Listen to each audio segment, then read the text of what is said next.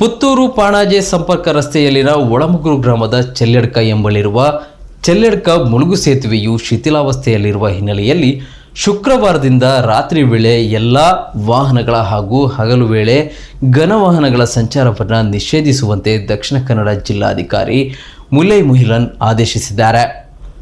ಶಿಥಿಲಾವಸ್ಥೆಯಲ್ಲಿರುವ ಬೆಟ್ಟಂಪಾಡಿ ಗ್ರಾಮದ ಚೆಲ್ಲೆಡ್ಕದಲ್ಲಿರುವ ಮುಳುಗು ಸೇತುವೆ ಸ್ಥಳಕ್ಕೆ ಶುಕ್ರವಾರ ಸಂಜೆ ಭೇಟಿ ನೀಡಿ ಸೇತುವೆಯ ವೀಕ್ಷಣೆ ನಡೆಸಿದ ಜಿಲ್ಲಾಧಿಕಾರಿಗಳು ಬಳಿಕ ಮಾಧ್ಯಮಗಳಿಗೆ ಈ ಕುರಿತು ಮಾಹಿತಿ ನೀಡಿದರು.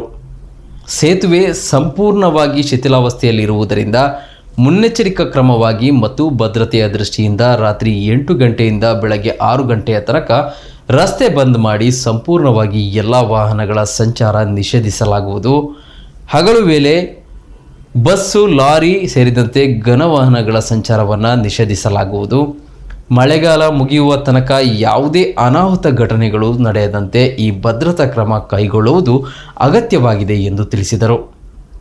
ಉಪವಿಭಾಗಾಧಿಕಾರಿ ಮತ್ತು ಅವರ ತಂಡ ಗ್ರಾಮ ಪಂಚಾಯಿತಿ ಜೊತೆಗೆ ಸಮನ್ವಯತೆ ಸಾಧಿಸಿಕೊಂಡು ಪರ್ಯಾಯ ಮತ್ತು ರಕ್ಷಣಾ ವ್ಯವಸ್ಥೆಯನ್ನು ಮಾಡಬೇಕಿದೆ. ಹಗಲು ವೇಳೆ ಸೇತುವೆಯ ಬಳಿ ಪೊಲೀಸ್ ಇಲಾಖೆ, ಗ್ರಾಮ ಪಂಚಾಯಿತಿ ಹಾಗೂ ಕಂದಾಯ ಇಲಾಖೆಯ ವತಿಯಿಂದ ಪ್ರತಿದಿನವೂ ಒಬ್ಬರು ಸಿಬ್ಬಂದಿಯನ್ನು ನಿಯೋಜಿಸುವಂತೆ ಸೂಚಿಸಿದರು. ಮತ್ತು ಈಚೆಯಿಂದ ಬಂದರೆ ವಿಟ್ಲ ಆ ಸೈಡ್ ಬರುವಂಥ ಲಿಂಕ್, ಈ ಸೈಡ್ ಅಂದರೆ ಮೈಸೂರಿಗೆ ಹೋಗುವ, ಮಡಿಕೇರಿ ಹೋಗುವಂಥ ಲಿಂಕ್ ರೋಡ್ ಇದರಲ್ಲಿ ಬರಬೇಕು. ಬಟ್ ಆಲ್ಟರ್ನೇಟಿವ್ ರೋಡ್ ಇದೆ, ಇದೆ ರೋಡ್, ಬೇರೆ ದಾರಿ ಇದೆ. ಈ ಕಡೆ ಹೋಗೋದಕ್ಕೆ ಈ ದಾರಿ ಇದೆ, ಹೊರಗಡೆ ಹೊರಗೆ ಬೇರೆ ದಾರಿ. 3 ವರ್ಷದಲ್ಲಿ 10 ಸಲ ಬ್ಲಾಕ್ ಆಗ್ತದೆ. ಆವತ್ತಿಗೆ ಆಚೆ ಬದಿಗೆ ಬ್ಲಾಕ್ ಆಗುತ್ತೆ. ಮತ್ತು ಅಲ್ಲಿಂದ ಸುತ್ತು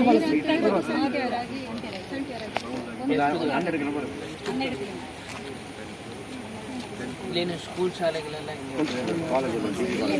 ತುಂಬ ಮಕ್ಕಳೆಲ್ಲ ನಡ್ಕೊಂಡು ಹೋಗ್ತಾರೆ.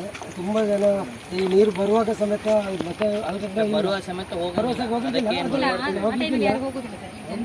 ಆದರೂ ಪ್ರಯತ್ನ ಮಾಡ್ತಾರೆ.